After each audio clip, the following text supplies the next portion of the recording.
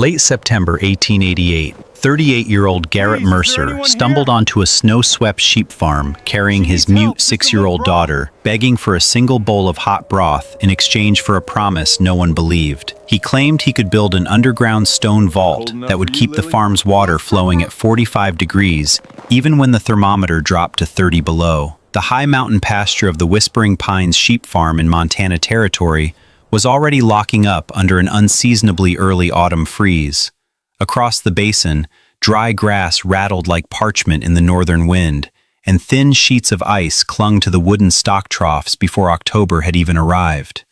Garrett Mercer was 38 years old, though the hardship of the trail made him look 10 years older. His wool coat was patched at the elbows with coarse canvas, and his hands were calloused from years of blacksmithing, mill building, and heavy ironwork along the northern Pacific rail lines. Against his right chest he carried his 6-year-old daughter, Lily. The little girl was wrapped tightly in a frayed wool scarf, her large, innocent brown eyes staring quietly at the frost-dusted world. Lily had not spoken a single word in 2 years, not since the terrifying night an overturned lantern burned their home to ash, taking Garrett's wife and leaving the child locked in a vault of silent trauma. 3 ranches down in the lower valley had already turned Garrett away. One offered him 2 days of fence work but refused to let a motherless child sleep in the bunkhouse. Another suggested he leave Lily at a church orphanage in Helena if he wanted to earn winter wages. Garrett had gathered his tools, lifted his daughter into his arms, and walked back out into the cold without a word. When the sagging wooden gate of Whispering Pines came into view, Garrett saw 35-year-old Clara Holbrook standing beside the main sheep barn. Clara was the widowed owner of the 160-acre homestead, having managed the flock alone since a logging accident took her husband 3 winters prior. She was swinging a short iron sledgehammer against a frozen water trough, her sleeves rolled past her elbows, a leather ledger tucked into her apron belt. Nothing about her countenance suggested a woman waiting for a savior. Garrett set his wooden toolbox on the frozen dirt and held Lily closer to his shoulder. "The girl needs something warm, ma'am," Garrett said, his voice low and quiet, carrying the deep, raspy cadence of a man who rarely spoke unless the work required it. "Give her a bowl of broth and a place beside your stove out of the gale. In return, I'll fix what winter is about to break on this ranch." Clara paused, resting the sledgehammer on the rim of the ice-encrusted trough. Her gray eyes swept over the stranger, noticing his worn boots, his blacksmith's knuckles, and the gentle, protective way his arm held the silent child. "And what makes you think anything is broken, mister?" Clara asked, wiping a smudge of charcoal from her cheek with the back of her wrist. Garrett raised one calloused hand toward the farm buildings. "Your spring line is buried barely 2 feet deep. It will freeze solid before November, splitting your wooden troughs and leaving 200 sheep to die of thirst. Your cabin's clay chinking has shrunk and pulled away from the logs, letting cold air walk straight through your walls. And that flat timber windbreak your hand built against the barn door creates aerodynamic drag. It will trap 10-foot drifts right where you need to haul hay." Silence settled between them, broken only by the hiss of wind through the surrounding lodgepole pines. Clara looked at the little girl. Lily reached out a tiny, gloved hand and gently touched the wool collar of Clara's coat. The widow's expression softened, though her voice remained practical. "The broth comes first," Clara said softly. "Your claims can wait until the child is warm." Inside the warm kitchen, Clara set 2 bowls of beef stew and thick cornbread before Garrett and Lily. She watched as Garrett carefully fed his daughter first, testing the heat of the spoon against his own wrist before offering it to the child. Lily ate quietly, her small fingers tucked into Garrett's sleeve. Standing by the hearth was Jebediah "Jeb" Thorne, Clara's 40-year-old hired hand. Jeb was a lazy, cynical worker who had spent the last month doing as little winter preparation as possible. He leaned against the mantel, picking his teeth with a pine splinter, looking at Garrett with open contempt. "Sounds like drifter tall tales to me, Mrs. Holbrook," Jeb grunted, spitting into the fire ash. "I built that windbreak myself. It's solid pine, and that water line's been working fine for 3 years." "It worked when autumn was mild, Jeb," Garrett replied without looking up from Lily's bowl. "When 40 below hits, flat wood becomes a cliff, and 2 feet of dirt is no better than paper." Before Jeb could answer, the heavy clatter of horse hooves echoed outside. Sterling Vance, a 52-year-old lumber baron and land speculator who owned the local sawmill, stepped onto the porch without knocking. Vance was a sleek, heavy-set man in a mink-collared overcoat and a silk necktie. He had been trying to force Clara to sell her land for 18 months, eager to seize the natural geothermal mineral spring that fed her property. "Still breaking ice by hand, Clara?" Vance said with a patronizing smile, resting his gloved hands on a silver-topped cane. "You can't survive another Montana winter alone. Sell me the claim for $400 cash. Take the money and move to town before the passes lock up and your sheep freeze in their pens." Clara stood tall beside her kitchen table. "This farm stays in the Holbrook name, Vance. Now get off my porch." Vance's smile vanished, his eyes turning cold as frost. "Pride won't fill your water troughs at 30 below, widow. When your stock starts dying, don't expect my mill to sell you timber on credit." He glared at Garrett and Lily, turned on his heel, and rode away into the dusk. Once Vance had departed, Clara turned to Garrett. Her gray eyes were steady and uncompromising. "You have 1 week, Garrett Mercer," Clara declared.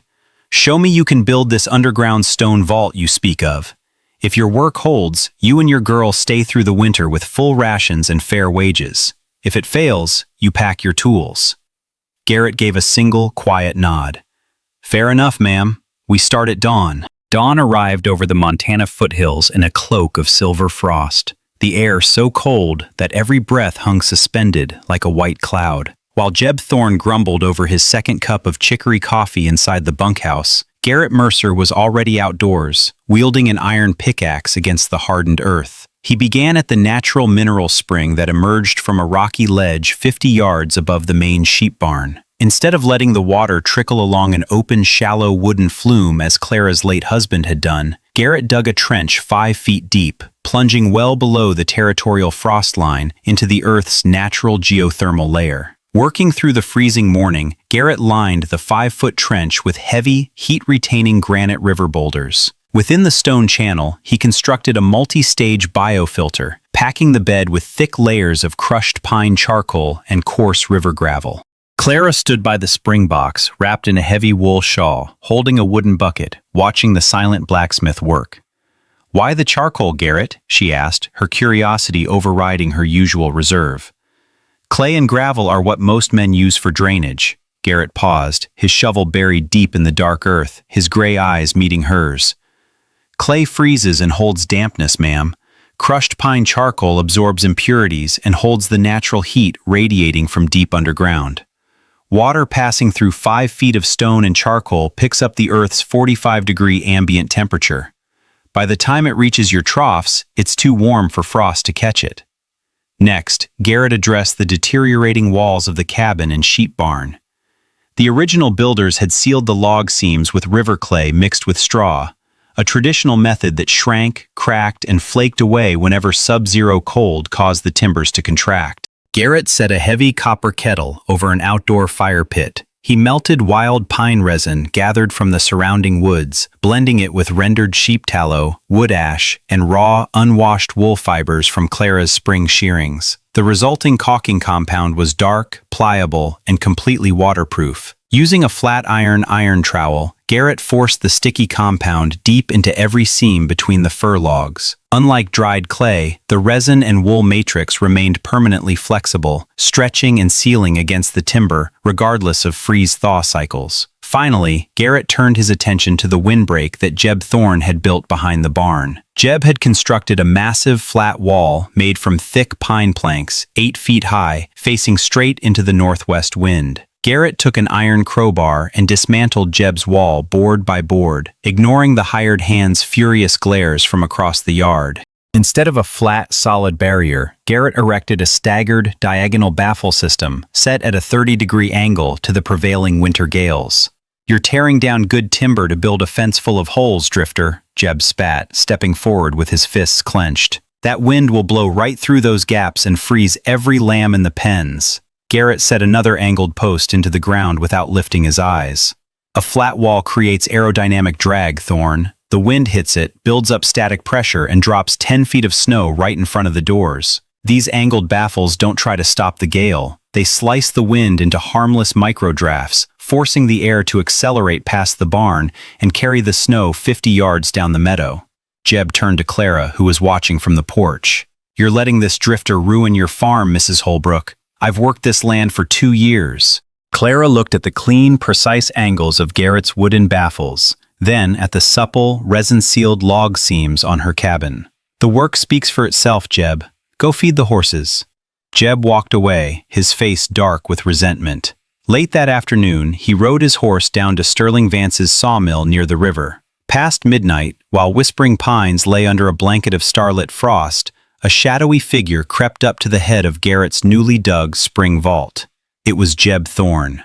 Fueled by whiskey and $10 silver paid to him by Vance, Jeb carried a bucket filled with rotting swamp muck, offal, and heavy gravel. His intention was simple: choke Garrett's underground filter, foul the water supply, and prove to Clara that the drifter's stone vault was a disastrous failure that ruined her farm. Jeb dumped the foul mixture straight into the intake hatch of the spring vault, rammed a heavy iron pipe wrench into the primary valve to jam the mechanism, and slipped away into the dark.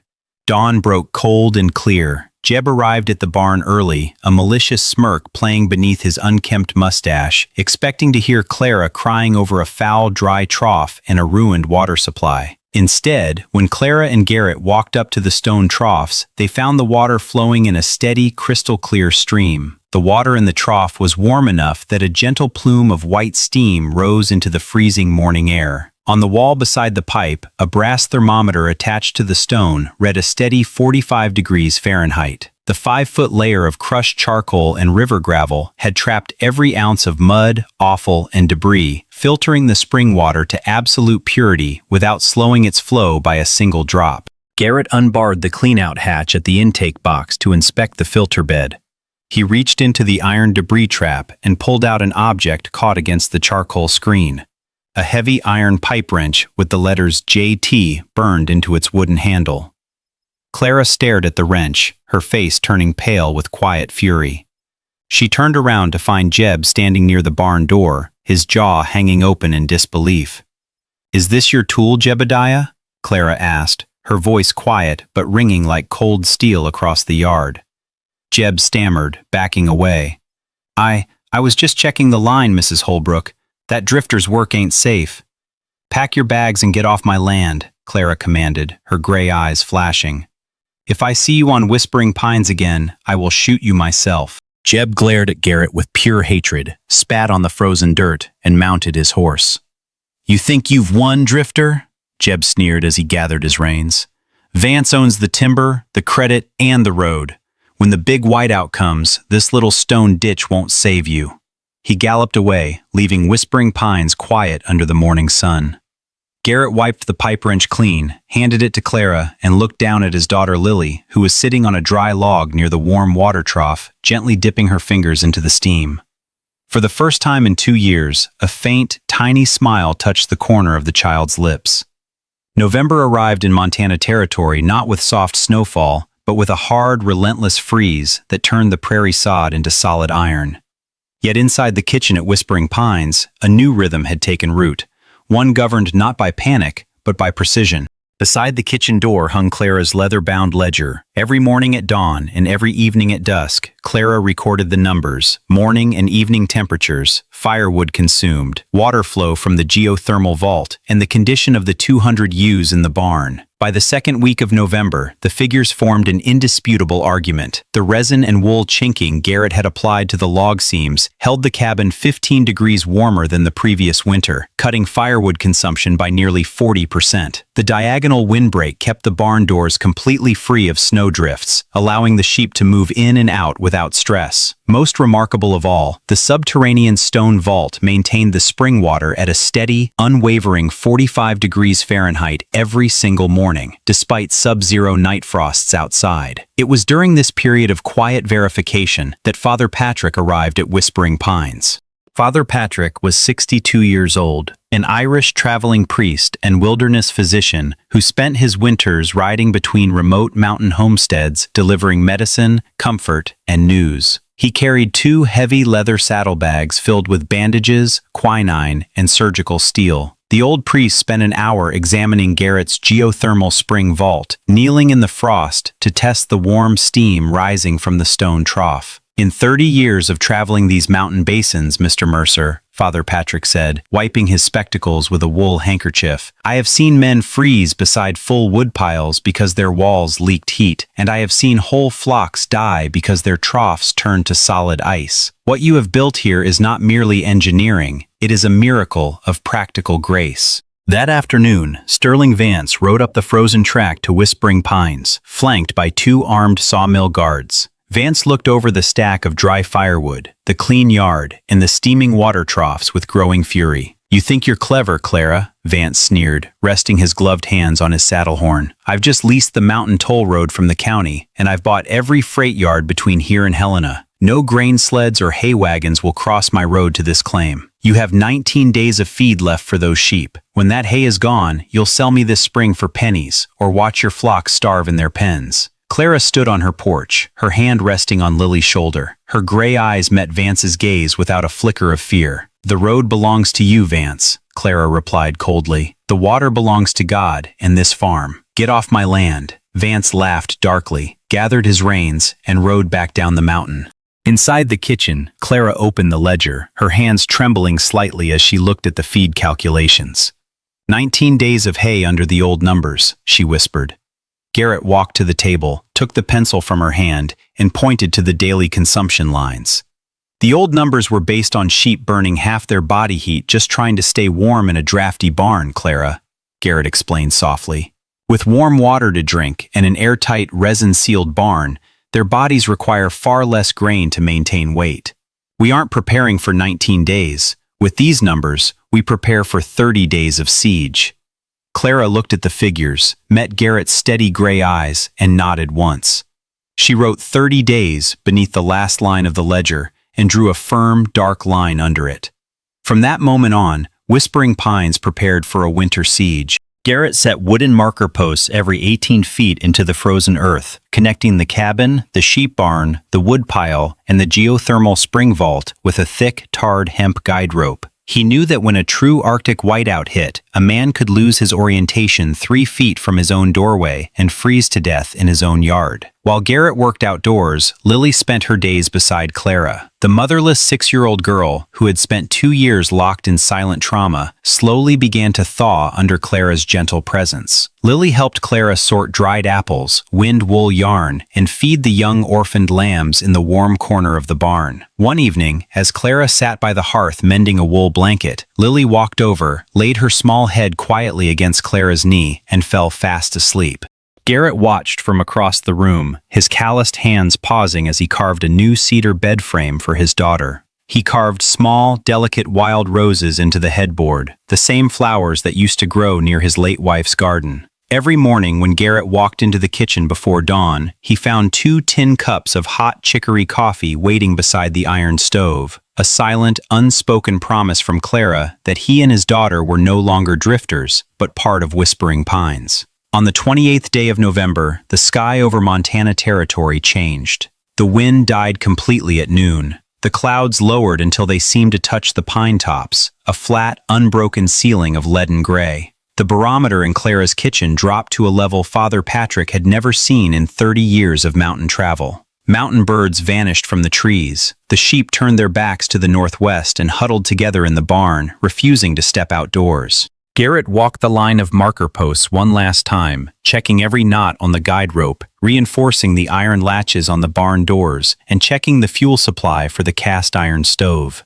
He stepped onto the porch beside Clara and Father Patrick as the first sharp, razor-like ice crystals began to fall from the iron sky. "The storm is here," Garrett said quietly. "Now we let the work speak." The great ice blizzard of 1888 struck Whispering Pines before dawn on the 29th of November. It did not begin with soft, powdery snow. It arrived as a terrifying sub-zero ice storm. Freezing rain coated every branch, roof, and fence post in solid, glass-hard armor before turning into a roaring 60-mile-an-hour Arctic gale that dropped the thermometer to 32 degrees below zero. Down in the valley, Sterling Vance's grand timber operations collapsed into chaos. Vance's shallow wooden water flumes froze solid within hours, expanding and shattering the timber channels into splinters, leaving his 200 sheep without a drop of liquid water.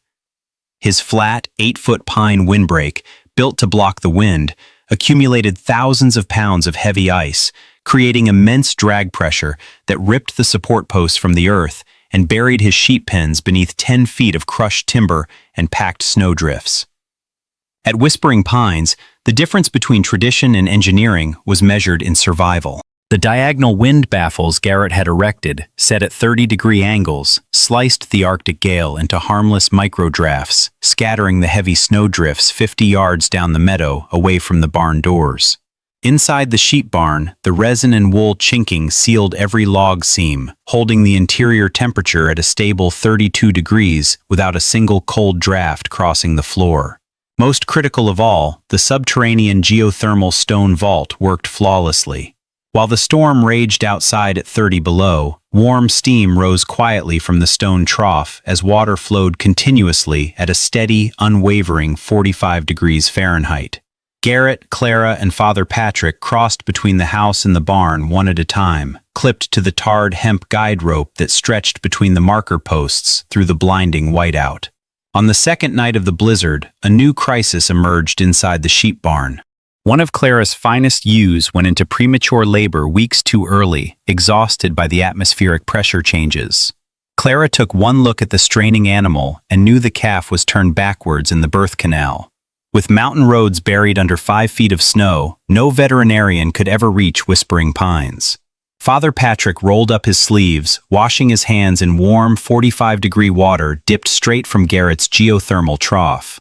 Clara held the lantern while Garrett steadied the mother ewe. Working slowly and methodically, Father Patrick turned the lamb inside the womb, guiding its front legs forward as Clara applied gentle traction with boiled hemp straps. With a final pull, the newborn lamb slid onto the clean, dry straw. The lamb lay limp, its mouth filled with fluid, not breathing.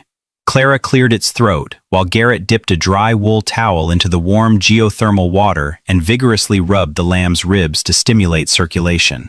For 30 excruciating seconds, no one moved in the dim lantern light. Then, the newborn lamb let out a tiny, shivering bleat and drew its first deep breath. Clara sank back against the straw, letting out a long breath she had been holding for an hour. Beside her, Lily reached into the lambing pen and gently stroked the newborn's damp wool, her eyes shining with quiet wonder. Then, at midnight, the storm delivered its hardest blow. A violent gust exceeding 70 miles an hour slammed into the northern perimeter. Outside, the sound of tearing timber echoed over the roar of the wind. One of the primary iron mounting bolts on the northern diagonal wind baffle had sheared under the force of the ice load. The wooden baffle panel began shaking violently. If it failed, the full force of the Arctic gale would pour straight into the offset barn entrance, sealing the doors with packed snow and freezing the newborn lambs within hours.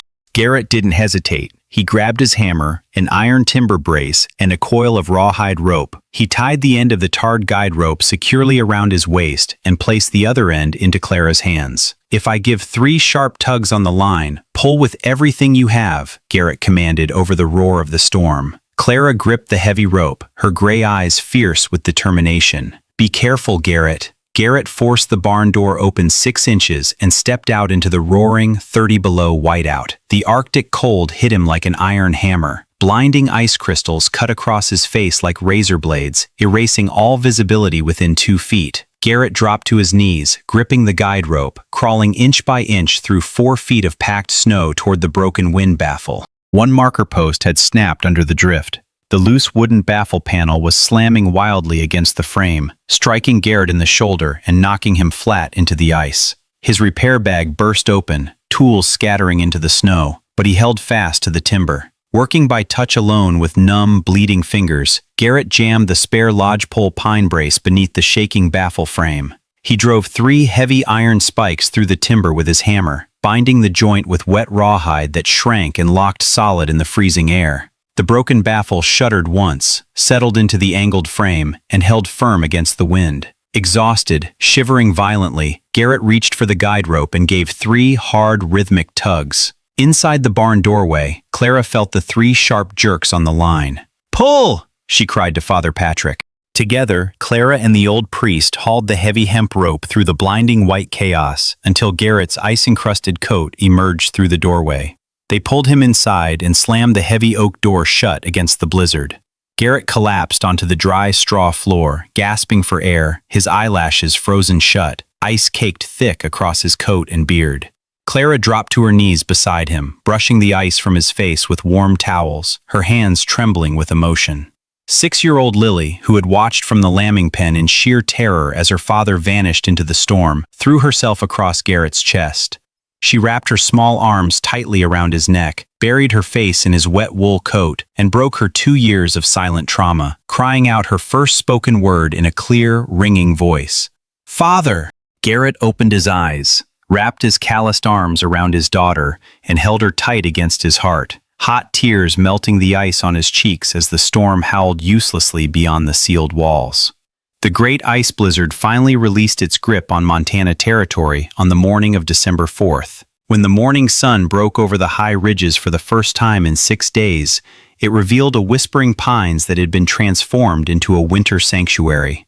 The sky was a pale, blinding blue, and the air was deathly still. 5 feet of wind-carved snow buried the lower valley roads, but inside the yard of the sheep farm, the diagonal wind baffles had done their work. The pathways between the cabin, the sheep barn, and the spring vault remained open and clear. Throughout the basin, the cost of winter neglect was tallied in heavy losses. Down at Sterling Vance's claim, more than half his flock lay frozen in shattered pens. His shallow wooden water flumes had exploded into splinters, and his flat pine windbreak lay crushed beneath 10 tons of solid ice. At Whispering Pines, every single one of Clara's 200 ewes was alive. The newborn lamb was standing on strong, wobbly legs beside its mother, and water still flowed from the geothermal stone vault at a steady, warm 45 degrees Fahrenheit. Late that afternoon, a horse-drawn sled carrying search parties from town crested the ridge. Crawling behind it were Sterling Vance and Jeb Thorne. Their hands were black with frostbite, their pride entirely gone.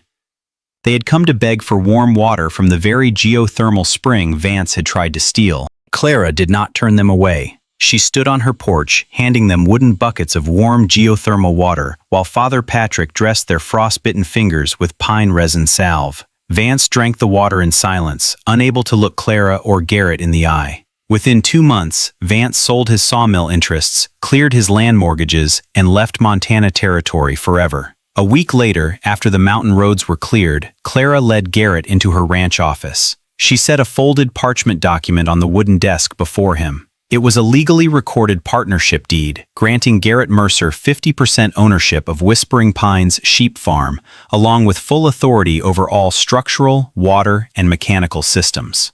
At the bottom of the document was a special clause written in Clara's clear handwriting. Lily Mercer and Garrett Mercer shall hold a permanent, irrevocable home at Whispering Pines, regardless of what the future brings.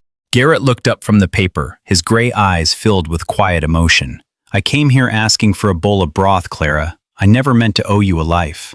Clara met his gaze without a shadow of hesitation, her hands resting over his calloused knuckles. "You don't owe me a life, Garrett. You built the walls that kept us alive. Stay until the snow melts." Garrett looked down at his daughter Lily, who was sitting by the stove happily chatting with Father Patrick, her voice bright and clear. Then he looked back at Clara and smiled for the first time in 2 years. "I'll stay longer than that," Garrett said. When spring finally returned to the Montana foothills in May of 1889, the high meadows turned emerald green, and the mountain streams ran swift and cold. Father Patrick returned to Whispering Pines to perform a quiet wedding ceremony beside the geothermal spring box, witnessed by neighboring ranchers who had come to pay their respects. There were no grand speeches or lavish celebrations. The work came first. Right after signing the registry, Garrett and Clara walked out to the pasture together to check on the spring lamb crop. Word of Garrett's engineering spread across 3 counties. That summer, ranchers and homesteaders from all over the territory rode to Whispering Pines, not to scoff, but to learn. They stood in Clara's yard with notebooks and measuring chains, studying Garrett's geothermal stone vaults, his resin and wool log chinking, and his angled wind baffles. Garrett turned no one away. Together with Clara and Lily, he taught every family in the basin how to build homes that worked with nature instead of fighting it.